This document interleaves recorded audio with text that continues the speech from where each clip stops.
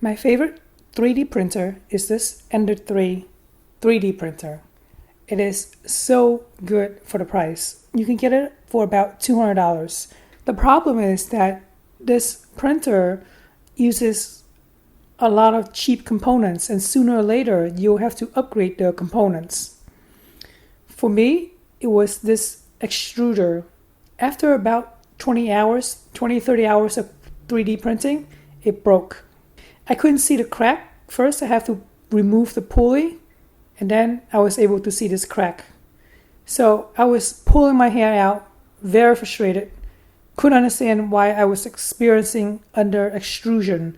And the problem was this. Because of this extruder cracked arm, it couldn't hold on to the filament to pull it out and squeeze it into the hot end. So if you ever experience under extrusion, go ahead and remove the pulley and verify that your plastic arm is not cracked. After you verify that it is cracked, then go ahead and buy this metal extruder.